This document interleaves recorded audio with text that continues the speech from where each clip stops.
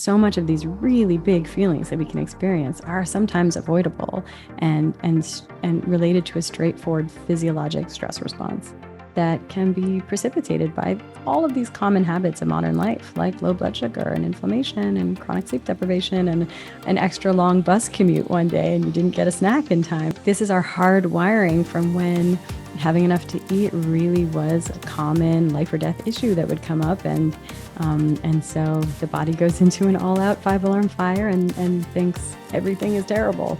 And it was originally designed to create some urgency to go forage for food, but our ability to cope with and work with the things that aren't great in our lives, it's so much less when our blood sugar is crashing and so much more when we're in a state of balance.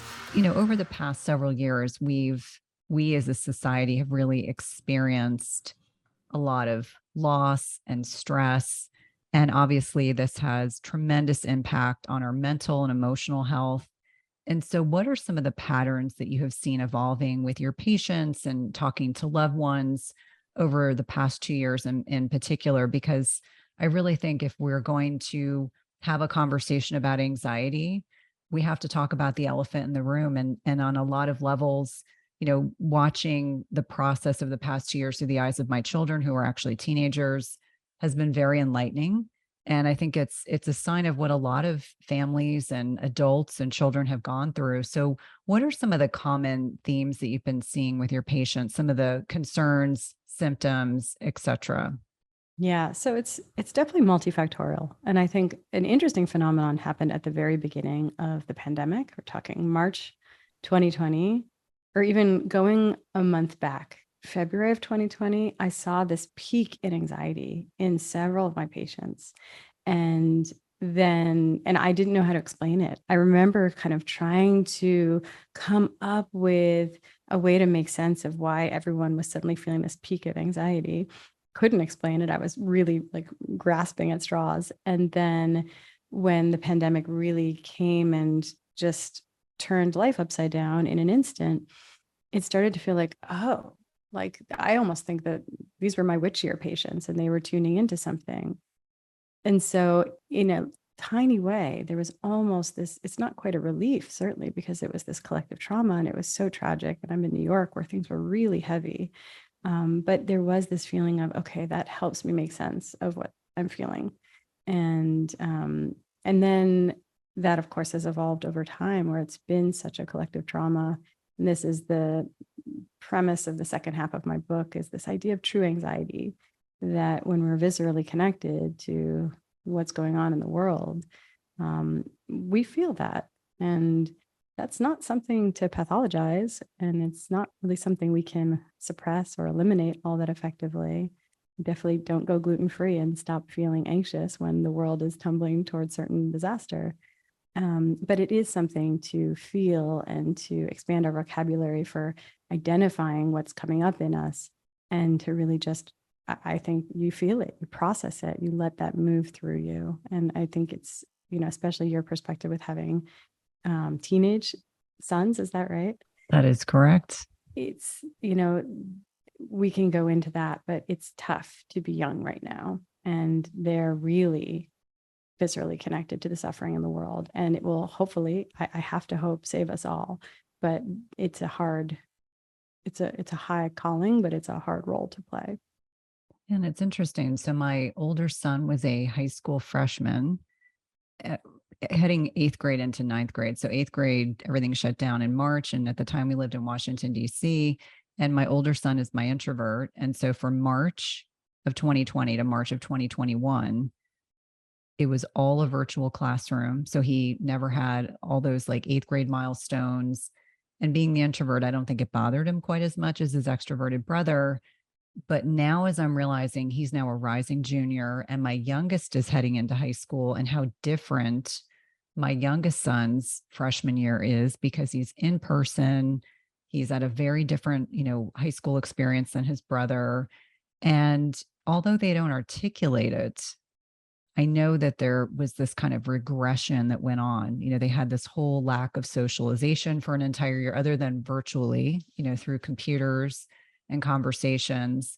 And I think for even parents, all of us were like, we've never lived through this before. And although I wasn't in New York City, I was in the Washington, D.C. suburbs. And for me, where we were, it was very conservative and masking everywhere you went. And so we were very diligent about when we went to the grocery store and how little we saw of other human beings other than virtually. And I think as adults, maybe we're processing these experiences, but I'm curious to imagine what it will be like for our children as they continue to grow up with this kind of arrested development period. I'm obviously not a child psychiatrist or psychologist, but I wonder in subsequent generations and or other stages of life if we're going to see things that will crop up for them again. Like I mentioned, my introvert I think was completely fine, being a little more isolated. The extrovert was the one who struggled the most, and so got very creative in trying to find ways that he could socialize in a safe way. But there were many, many months where it was just the four of us and two dogs, and trying to navigate this new normal, as I know so many of us did. Yeah, yeah. I wonder the same. And I think that so many new pressures have been put on this generation. And it's been put on all of us, but when you're at a formidable age, it's clearly going to have an impact on development. And I don't think it's entirely bad. I think that, I don't mean to, spin anything positive from the pandemic, but I have to believe that it has been a pressure that can help build towards resilience if handled properly. And but I think there's also this really really upsetting idea, which is that the disparity it was really a stark difference based on what kind of resources a family had. And if you could afford to have some kind of pod to support your child's education and socialization, then that kid might have been way better off and experiencing fewer language delays and less of an impact on their socialization. Whereas if this was just a household just trying to barely stay afloat, then I think that put a lot more burden on the kids. I think another thing that I really observed, and I'm not a child psychiatrist, I'm an adult psychiatrist, but um, I came up against very often how parents were holding the experience for their kids. And what I kept seeing over and over was parents feeling like almost one of two extremes. One would be really creating an atmosphere of anxiety and angst in the household. And I'm not sure that was always necessary or helpful for young kids. And then you saw, on the other hand, parents that almost tried to plaster on a smile and a kind of everything is okay. And there, it makes a lot of sense to me to push back and say, kids are incredibly sophisticated social creatures. They read our truth, whether or not we are portraying it in our, poorly acted facial expressions. And so I think that to just recognize that we don't have to fake anything for our kids. We certainly, I think we can both show them how we're doing and then also model for them. And here's how I'm working through that. And, take them on the whole journey of here's what's challenging. Here are my coping strategies. Here's what I'm worried about. Here's what I'm hopeful about. Here's what we're doing to keep you safe and to keep everything okay as much as possible. And I think that this has really asked a lot of parents to get a quick education on how to move through our feelings in the presence of our kids. Well, I think it's hard as a parent to be fully transparent. I try to be very as honest and forthright as I can be, especially about when we're talking about circumstances related to extended family or things that are going on. But I would imagine most of us are trying to find a reframe all the time so that if we appear to be calm, our children would be calm and they wouldn't pick up on, even if we were intrinsically feeling stress or anxiety about the uncertainty of what was evolving. I know that my husband's like probably the most positive person in the world. And so there were definitely moments where we would look to him like, hopefully there's an end to all of this so that we can get back to some degree of normalcy. But when we talk about the capability of people being resilient, are there identifiers? Are there things that make us more prone to resilience than others? I mean, I know you mentioned some of it can be socioeconomic. So let's be very transparent. There are some people who were really, really struggling on every level. during the past 2 years. And then there are other people that were in a very different position, but intrinsically are there resilient genes or their resilient personality traits that can help us work through challenging times? Yeah, it's a great question. I think resilience is incredibly multifactorial. There's a lot that goes into it. The way I think about it is that um, when I'm working with patients and they're going through something difficult, I do try to help them arrive at some narrative that helps them make meaning of the challenges in their life. And that doesn't, it's certainly not the spiritual bypass of, oh, everything happens for a reason or it's all good. Like this world is not all good. But I think that when we go through a challenge, when we experience a serious loss, when there's something really dropping us to our knees in our lives, I think it is actually helpful to say, well, here's how I am making meaning of this. And I think from my own life, I think about when I lost my mom, which was in 2015. And it at once really drew upon my sort of burgeoning at the time spirituality and my worldview. It really made me skeptical of it, but it also at the same time ended up galvanizing it and really made me have to stop and say, I don't know. None of us really knows, but here's how I choose to make sense of the unfolding events of my life. And that has helped me immensely. It gives me comfort and it helps me make meaning of challenges and losses. And I think that I try to support my patients in a very agnostic way. There is no, I don't have a horse in this game. Like there's no answer that's right. It has to be what feels true for any given individual. But to see the events of our lives as building towards growth or building towards meaning. I think there's an underappreciated role in resilience to our physiology. And when I go into companies and talk about emotional intelligence and cultivating resilience, I'll talk about like the regular talking points and expanding our emotional literacy. I think is really incredible. And the work of Mark Brackett is really wonderful. His book, Permission to Feel, Brene Brown's Atlas of the Heart. But then I love supporting physiology. I think that when we're sleeping well, when our brain actually gets an opportunity to have good lymphatic flow at night and a true reset, I think that supports resilience. And I think that keeping our blood sugar stable and being less inflamed, it sounds so small and material, but I think it actually does play a dramatic role in our ability to resiliently cope with challenges. And the last piece is just, I'm a psychiatrist, so I'm biased, but we have to talk. I think we have to process what we're going through. And I think that we are culturally due for a rebranding around crying, where we need permission to cry and not to cry small, like where we suck it back in and say, I'm sorry, and really try to wrap it up as quickly as possible, but to actually give ourselves permission to dive in and have a big, messy cry and let it feel complete. And I think that is the best free therapy that we all have access to.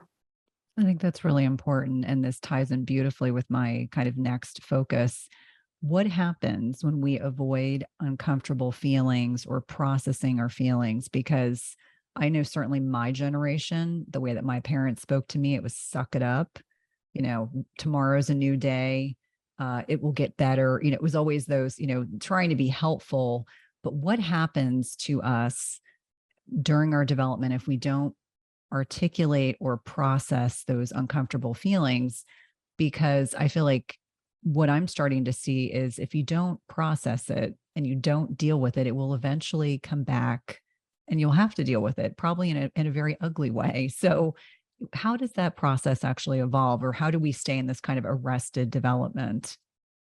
Yeah, the way I think about it is that a moment of feeling, it's almost like a unit of energy. There's this little molecule of sadness and it needs to go somewhere.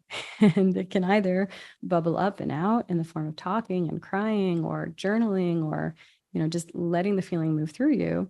Or if we're like, nope, nope, nope, I strong arm that, I resisted, I refused to feel that. Or, my childhood did not make it safe. I was shamed for crying. I was said, just, don't cry, don't be so sensitive. If for whatever reason we don't let that up and out, I think it gets lodged inside our bodies. And I think it often shows up later as chronic digestive issues, chronic low back pain, headaches. And this is sort of adjacent to this idea that the body keeps the score. But I think that no human emotion in the history of humanity has ever been successfully pushed under the rug. It doesn't go away. It just goes somewhere else. And that's why I think it does behoove us to just feel it in the first place and move through it. And if it's a little late and it's already lodged in our body, then to do somatic therapies and yoga and body work, and to really start to excavate that from our tissues and let it up and out. And so I agree with you completely.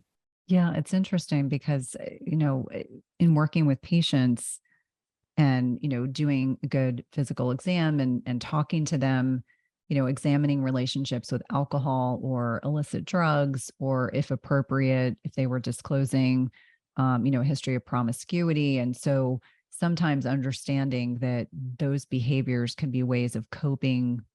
And again, I'm not a clinical psychologist or a psychiatrist, but kind of their coping mechanism for not dealing with those really uncomfortable behaviors. Like maybe they're not yet ready to deal with the traumas or those adverse childhood events that they experienced. And, for me, the one thing that I found really interesting about adverse childhood events in particular, again, it just my evolution of just learning more about this, how much those traumas we experience as a child or young adult impact our health. Like you mentioned, chronic pain or digestive issues or sleep issues, and just understand like it all, this interplay is so important and so significant. And for many of us, if we've been in a traditional kind of allopathic model and we're working with someone, they may just see us through blinders. They may not be seeing that, oh, the pain is really not because you're playing tennis. The pain is really because of all these other issues, and understanding that our bodies are all interrelated. There's no,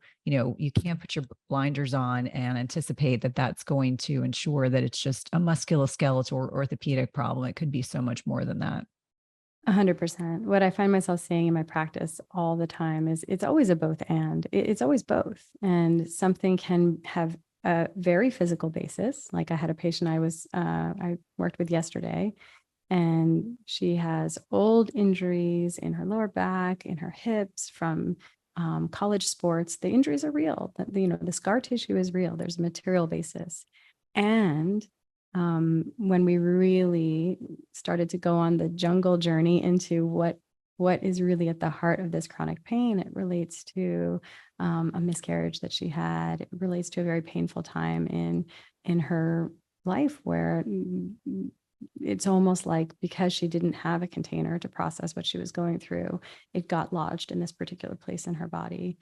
And so it's always both. There's always a physical dimension. There's always a psychospiritual dimension. And I'm always happy to engage on both of those paths up the mountain of healing. And sometimes it's a little bit of a dance toggling between the two. And I think the Eastern modalities, things like Chinese medicine, Ayurveda, have understood for a very long time that blockage in the body is not just purely material. They recognize that it can be stagnation. It can be a blockage of the flow of energy. And so really, these are just more tools that we then have in our armamentarium to help someone who's struggling with chronic pain. And I think, just as you were describing addiction, you had me thinking for the first time about like, you have teenage kids. I have a 6-year-old. So I'm not too far from the phase where we were always in that dance of, if she's upset, do I give her comfort or do I help her develop her own skills of self-soothing? And I think that, so often we don't get the good enough parenting that we need and striking that right balance. And so much of addiction in adulthood is, in a way, seeking the comfort, not having a healthier way of self-soothing. And I think about, for me, my addiction was in my 20s and in med school when I was binge eating. And it really had a quality of, I wanted to, on some very deep unconscious level, and this is such a psychiatrist way of thinking about this, I wanted to be a baby breastfeeding again, essentially. Like I wanted to be held in a mother's arms, feeling loved and cherished and safe while getting inputs of basically opiate-rich breast milk. And that was what I was seeking when I felt really unmoored and unseen and unlovable, and when I was hurting most. And I think that so much of addiction is seeking that grounded feeling of being back to the ultimate state of comfort. It's really interesting because I have a family member that has a long-standing history of alcoholism, and at this stage in my life, I view them very compassionately. And sometimes friends of mine who've known this individual my entire life are sometimes surprised by that. And I just always explain that I believe their alcoholism is a byproduct of a very traumatic childhood. And this was their compensatory way of dealing with those super uncomfortable feelings and processing information that I think even now, and this individual is retired now, they're still incapable of addressing those feelings. And so I 100% agree with you. And it's been interesting. My impression of this person has shifted. The compassion piece, I view, and I think a lot of it's since becoming a parent, I just view people in a compassionate way. Not that I was not compassionate before, but in a degree and a way, because everyone is someone's child. Every time I interact with people, I try to be kind because I start to realize that is someone's child. Even if their behavior is abhorrent and they're obnoxious and they're not making sense or saying nice things, it's still someone's child, and they're trying to make sense of an environment that for them may have been very challenging and painful. And so as I'm navigating parenting teenagers, the one thing for me that I've had to struggle with is understanding, like, in 2 years, one will be in college, the other will be in college in 4 years. And I have to let them struggle a little bit. And I'll give you an example. So my youngest started high school, and he got into a high school that requires quite a bit of busing to get to. And this is a high school he wanted to attend and got into. And yesterday there were a lot of busing problems. So it meant that his long commute turned into an even longer commute. So by the time he came home, he was tired. Probably his blood sugar was low. He'd been on the bus for a while. He was just grumpy, and it started with, I hate my teachers. Everyone at the school is strange. It's just, and I could tell, I just let him bubble it all up. And so I said to my husband, he's going to eat dinner. We're going to give him some time. And sure enough, within an hour or two, he had kind of processed these uncomfortable feelings, and trying to explain to him that that happens a lot in life. Sometimes we just have to accept that things are outside of our control, and you're in a circumstance where you were in a safe environment. I wasn't concerned about you, but that's life. I mean, sometimes things just don't work out the way that we want them to. Now, if he had been younger, it would have been a lot more coddling and hugging, and he just didn't want that. And, his body language said that. It's like, let him process. And my husband and I were privately giggling about how grumpy he was. And I said, just let him process what he's going through, because I think a lot of us as parents, we want to solve everything. And sometimes we have to let our kids work through it, because it's not going to serve him well when he gets to college or has his first job or has, some life setback of some sort. It's really enabling him to ultimately be a strong, independent adult at some point. As much as it crushes my soul to imagine being an empty nester, I know that is coming. It's not a question of if, but when. But I think for anyone that's listening, it's the acknowledgement that these processes, we sometimes have to sit back and let our children work through this on their own in a safe way. There's an amazing Alain de Botton quote. He's kind of a pseudo philosopher. I'll butcher it slightly, but basically, like, it's not to dismiss the gravity of the human experience to say that sometimes despair is just low blood sugar and exhaustion. And this is the premise of the first half of my book, is basically that so much of these really big feelings that we can experience are sometimes avoidable and related to a straightforward physiologic stress response that can be precipitated by all of these common habits of modern life, like low blood sugar and inflammation and chronic sleep deprivation and an extra long bus commute one day and you didn't get a snack in time, and your body's like, this is our hard wiring from when having enough to eat really was a common life or death issue that would come up. And so the body goes into an all-out 5 alarm fire and thinks everything is terrible. And it was originally designed to create some urgency to go forage for food, but it gets sort of put through the modern lens. And it's not to deny what comes forth in that moment. Like, maybe some of the teachers are not great, and maybe some of the people at the school are weird. Probably we're all weird. And so, there's probably still a kernel of truth, but our ability to cope with and work with the things that aren't great in our lives, it's so much less when our blood sugar is crashing, and so much more when we're in a state of balance. I couldn't agree more. And when we're talking about blood sugar dysregulation and the impact of nutrition, it goes without saying that most, if not all of us, are not metabolically healthy. And so this blood sugar dysregulation and hypoglycemia or high blood sugar and insulin resistance, let's unpack how that impacts our behavior, because I think this is an important distinction. The interrelationship between key hormones in the body and our gut health. For many of us, we don't even realize the foods that we eat influence that insulin sensitivity. It influences our behavior, our neurotransmitters. I love everything about the gut microbiome. I find it effortlessly and endlessly fascinating. So I'd love to touch on how that interplays with our behavior and our feelings. Yeah. I mean, this question and my desire to answer it in like an hour and a half TED talk is, indicative of the fact that it is it's a web of interconnections. And I remember when I was wrestling with my chapter on inflammation and gut health and how that pertains to anxiety, it's really hard to say, here's the beginning of this story, because it's many interconnections. But let's start with the premise that absolutely what we eat impacts our physical health, which in turn impacts our mental health.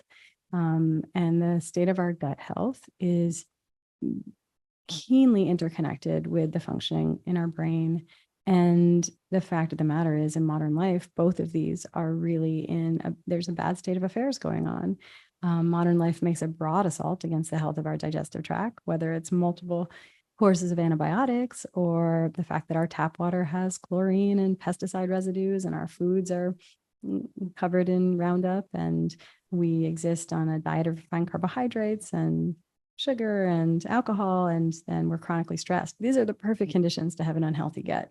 And many of us do. And we're also not consuming fermented foods as part of a sort of daily cultural given. And so a lot of us have really unhealthy guts, whether we have a decimated gut flora and we don't have that diverse ecosystem of beneficial bacteria and fungi and parasites and viruses that help train our immune system to recognize the difference between friend and foe. Or it's that we have an unhealthy gut lining. Some of us are genetically very susceptible to having disruptions to our gut lining from certain pesticides in our foods, most of all Roundup, but other things in our foods too, things like carrageenan. And so all of this creates a lot of different pathways to worse mental health. And one of them is the fact that the gut is involved with the manufacturing of certain neurotransmitters. And we're starting to talk about that. People know the gut is the second brain. And there's even a growing awareness that more of our serotonin is physically located in the gut than the brain. I actually think we overplay that concept because the body, there is a multitasker with certain chemicals, but it is to say that our gut health does impact our serotonin functioning in our brain. And that's not the only neurotransmitter impacted by our gut. GABA, our primary inhibitory neurotransmitter in the central nervous system, the one that I think is so relevant to anxiety and panic, is also manufactured by gut bacteria. So if we take a course of antibiotics and we decimate our Bacteroides species, we might not be making our homegrown GABA. And then it becomes really difficult to feel calm and hopeful. And then the gut has this two-way street with the brain by way of the vagus nerve. And I think we're at a moment culturally where we understand the top-down communication. We know that if we're stressed, this will impact IBS, or if we're anxious before a big presentation, maybe we have nervous diarrhea. We kind of get that the brain is communicating to the gut. But the part we're not yet talking enough about is that the gut is also communicating back up to the brain. And so if everything is great and healthy in your gut, it can send a memo up to your brain like, everything's copacetic down here. Go have a great day. But if your gut flora is decimated, if it's full of inflammation, if the gut lining is permeable, this is sending a really different communication up to the brain. And it's basically saying things are not okay down here. Feel unwell. And that's not just to make us suffer. It's designed to make us make different choices. Maybe then we'll rest. Maybe we'll eat something soothing. Maybe we won't eat something irritating. But many of us are going through our lives in a state of this chronic gut inflammation and disorder, and then it's creating states of chronic low-grade mood and chronic anxiety. And then, of course, the last piece is just the role of our gut in our overall state of inflammation in our body. And if our gut is inflamed, our body's inflamed. And when we're systemically inflamed, our brain is inflamed. And that can show up as depression, anxiety, bipolar, OCD. And so it's so keenly connected to every aspect of our mental health. And I find that to be hopeful news, because our thinking that mental health is the neck up and you just need to be on the psychotherapist's couch for 7 years to talk through your problems. Well, I'll admit, like, I'll be the first to say, I think there are benefits to therapy. I'm a therapist, but you can heal your gut in a matter of weeks, months, and that's easier. And then you can walk away from some diagnoses that felt like a fixed part of your identity. I think it's really reassuring to understand that there is a very conscientious interrelationship between our gut microbiome and our digestive health and our brain health. And I think a lot about, inflammatory foods in particular. The one that I think is most challenging for people to do on an elimination diet, in particular, I find dairy is the one that people struggle with the most. And certainly gluten is another one. And there are specific properties in these foods that light up areas of our brain that make us feel good. And so it's this complex interrelationship. I think a lot about serotonin and how we know there are specific foods that will boost serotonin that are probably also not going to be great for our blood sugar support. And then also thinking about, as you mentioned, these toxins we get exposed to in the environment that can exacerbate a lot of what's going on in the gut. I would love to touch on eating less often, because I know this is a shared strategy that we both enjoy and enjoy talking about. And I think it can't be understated that this kind of chronic habitual, have 3 snacks a day and these mini meals and stoke your metabolism. I certainly was trained during the time when we were talking about heart healthy grains and very little protein and far too much of the wrong types of fats. And I feel like this is the stepping stone into why we're seeing so much metabolic health issues. And that translates into mental health issues as well. Yeah. And just to touch on something you said a second ago with gluten and dairy, these were my drugs of choice, continue to be really. And even though I don't eat them, and it is interesting to learn that they can both break down into opiate-like substances. With gluten, it's gluteomorphin. With dairy, it's casomorphin. And in the state of leaky gut, these and sort of improper partial digestion of these proteins, you can have gluteomorphin and casomorphin in your bloodstream. They're lipophilic, they're crossing the blood-brain barrier, and they're acting on opiate receptors. So it's no wonder, well, first of all, that we feel fuzzy after we have a really, gluteny dairy meal, but also that we crave it, and also that we get irritable when we're coming down from it. And so it's not as strong as morphine, but this is not nothing. And it's part of why when I talk to patients around issues like eating disorders, binge eating disorder, I do think that there's a role for food addiction and how these drug-like foods, which are gluten, dairy, for some people sugar, and for some people all of the Franken foods, like the processed foods with their flavor crystals, how they can hijack a brain and really loop it into an addictive cycle. I think that to answer your other question, which was Talking about fasting. thank you. So my book in many ways, I'm kind of I'm taking one step backwards in that when I'm working with someone who I suspect blood sugar is playing a role in their anxiety, I actually don't start with fasting. I start with like it's kind of like, let's just sort of start to get some of the water out of the sinking boat before we patch up the holes. And so the way I do that with someone with panic disorder or really significant anxiety is actually really trying to stabilize their blood sugar one of two ways. I always suss out, what is someone ready for? And if they're willing to work with me on overhauling their diet and building towards more metabolic flexibility, then we go there. And then I'm thinking about, like, let's not eat so much refined carbohydrates and sugar and booze. Let's eat more protein and healthy fats, get your carbohydrates from starchy tubers, make sure you're eating that alongside healthy fats. If that's what someone's up for, I'm like, great, let's go there.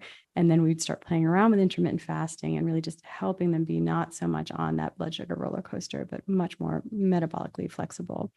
And if that makes someone's eyes roll to the back of their head and they're just not ready for that, and it's a 180-degree departure from the fact that they're currently having nachos for dinner, then what I do instead is I encourage someone to use something like almond butter or coconut oil and take a spoonful of that at regular intervals to give them this safety net of stable blood sugar that can then blunt any superimposed crash.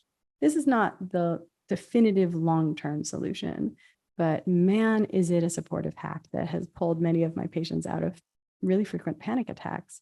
So it's all speaking to the same truth, which is that blood sugar is critical to the functioning of our brain, critical to whether or not we're dropping into unnecessary stress responses, creating anxiety and panic. And for some people, the inability to pay attention to, it can relate to hyperactivity and certainly insomnia and depression.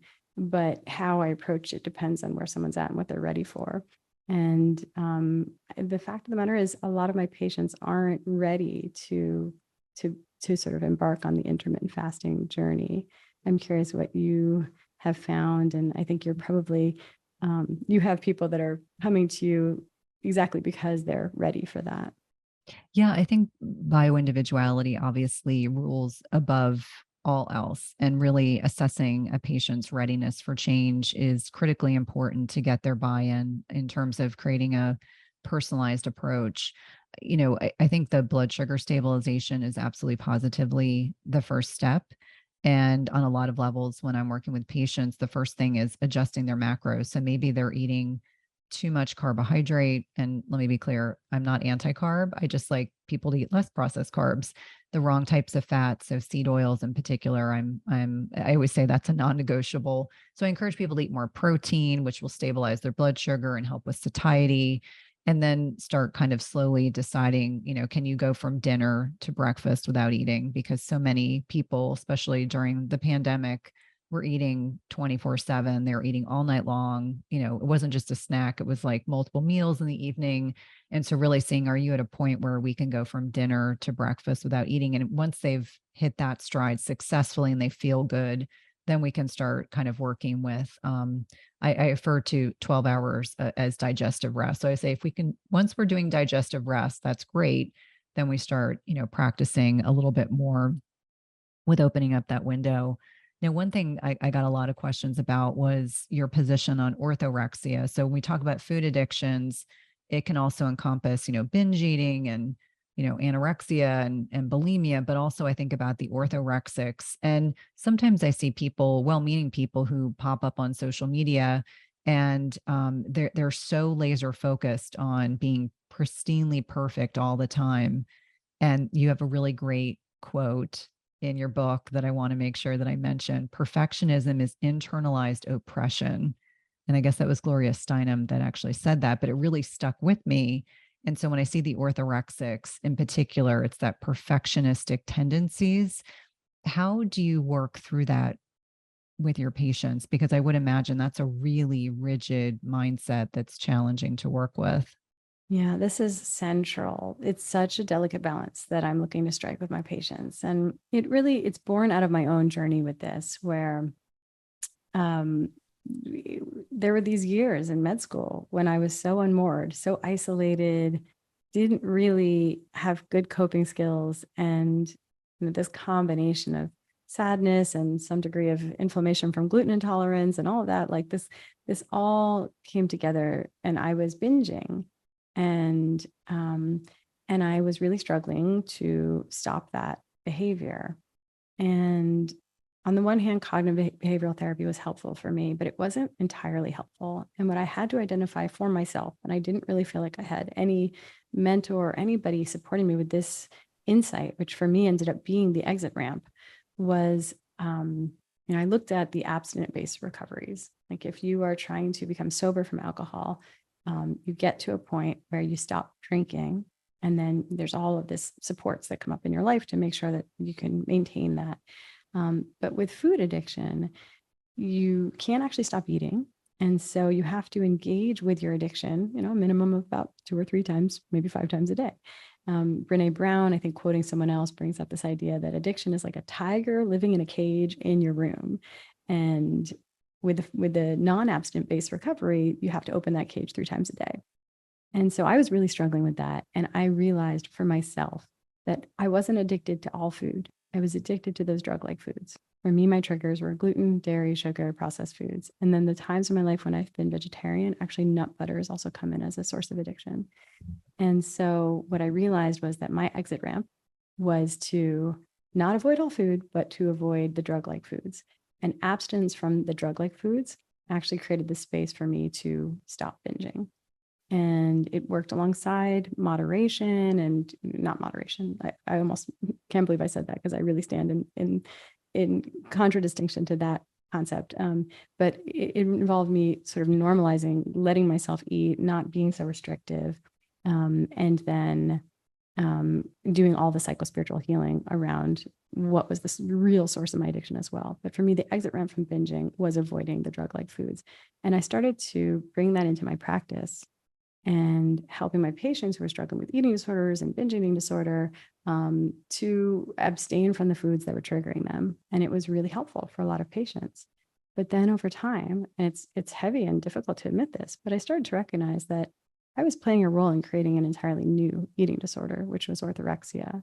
And that's when my patients were starting to get obsessive about foods, about meal prep. They were starting to fear food. They were starting to feel like their bodies were very fragile.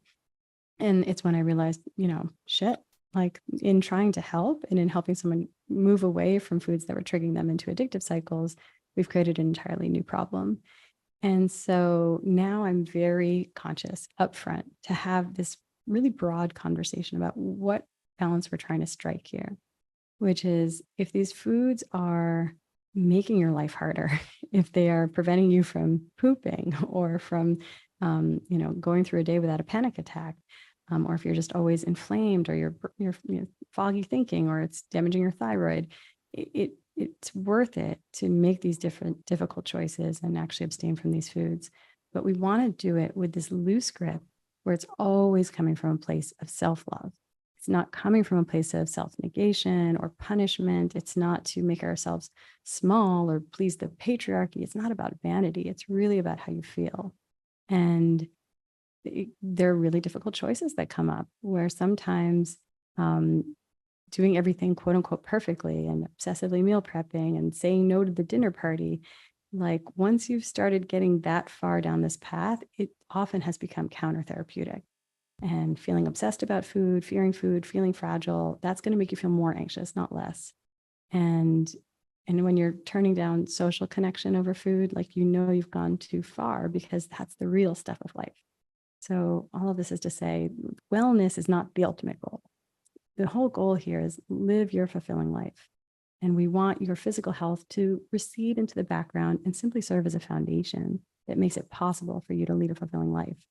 And if you need to change the way you eat in order to let your physical health recede into the background and be a foundation, let's get to work. But it can't become the center stage foreground of your life. It only ever has to be something that is in support of what really gives your life meaning.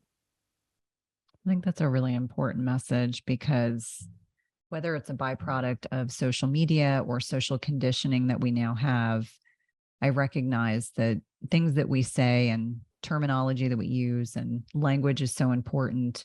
And we may think we're being very clear, and someone may interpret that message very differently. And so being thoughtful and methodical in our language and how we have conversations about lifestyle and nutrition and how we treat our bodies and how we view our bodies, I think is so important.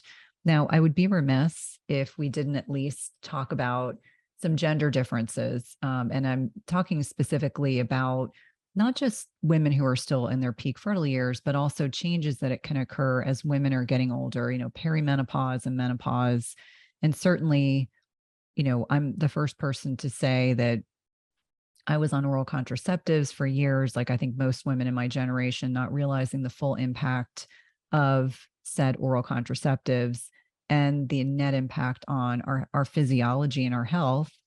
And so I would love to kind of start the conversation there because there's this growing awareness that some of these contraceptive choices, even if it's not primarily used for contraception, it might be used to fix a wonky menstrual cycle or mild PCOS or whatever vernacular we're really focusing on. But let's start the conversation talking about the impact of these synthetic hormones on our physiology and our mental and emotional health. Yeah.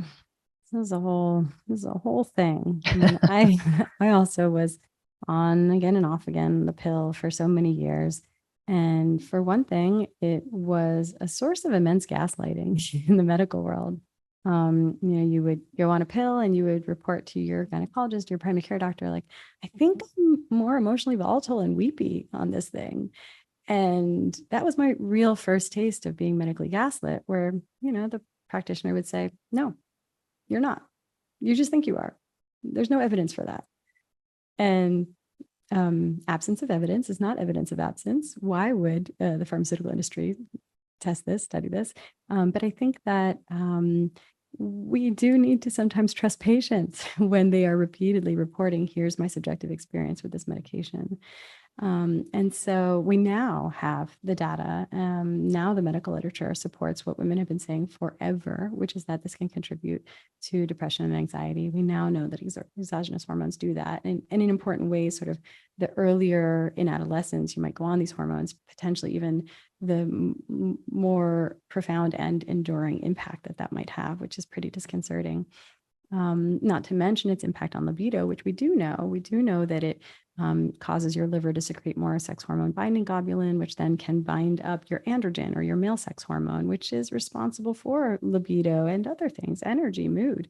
And so the last I checked the medical literature, basically at 6 months and 1 year follow-up of discontinuing the pill, you still have higher rates of sex hormone binding globulin, you still have lower rates of androgen, and we don't have further follow-up beyond that. So we don't know. Maybe our libido is permanently altered from taking the pill. We don't know. But that's an unacceptable thing, especially to do without informed consent. So what I have realized around the birth control is that, there's a bigger public health conversation to be had around contraception, around women's liberation, right? Like that this can be life-saving for a woman to be able to control her fertility. And I am fully on board and in support of that. But we just need a very nuanced and patient-centered conversation around all of the relative pros and cons of our different options. And birth control is not free. And it can impact your gut health. It can deplete you of certain B vitamins and zinc. It can contribute to states of inflammation, impact your liver health, impact your libido, impact your mood. These are really big impacts. And the ramifications of those changes, especially if you're taking this for decades at a time, it's immeasurable. And so what I think is important is that we're at least expanding the conversation to talk about things like fertility awareness method and the different types of IUDs, and to just broaden the conversation.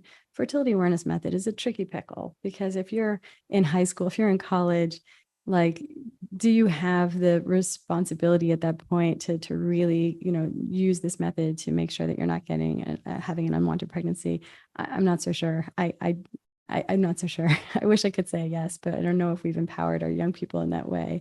But I certainly really love it. At this point in my life, in my 40s, I'm married. It wouldn't be the end of the world to have an unwanted pregnancy, but basically it's a way that I control my fertility without exogenous hormones.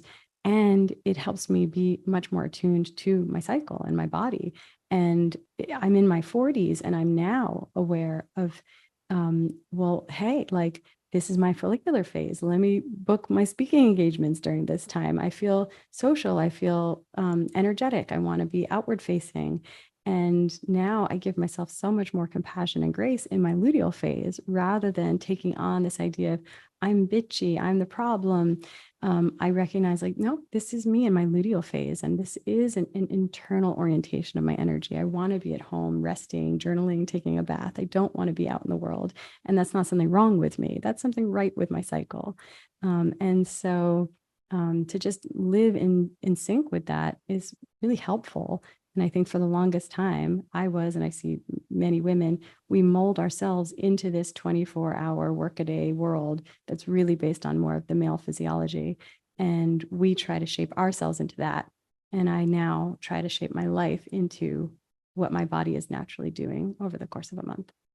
I think it's really important. I, always say that we need to stop apologizing for our physiology. I think we as women consistently feel like we have to apologize. Oh, I got my menstrual cycle. Oh, I'm sorry. I'm feeling like I have some PMS, or I'm having these crazy cravings. And just acknowledging that our hormones until we go into menopause are fluctuating day to day, week to week throughout our menstrual cycle. If we're not on synthetic hormones that are suppressing the normal communication pathways. And as it pertains to women in middle age, so women in perimenopause, depending on who you talk to, 10 to 15 years before menopause, and lowered levels of progesterone made by our ovaries, and the net impact that many women are starting to struggle with sleep, and they're having more anxiety and maybe some more depression, and they're being told to be put on oral contraceptives or an IUD or an ablation, or let's just take everything out. And I say this because this happened to me. Oh, we'll just take your uterus out. You don't need it anymore. And so grateful that I completely, all four of those options were not an option, but understanding that as we are navigating different stages in our lives, women may experience more or less anxiety or depression, or other types of uncomfortable feelings that I'm sure they probably see you for.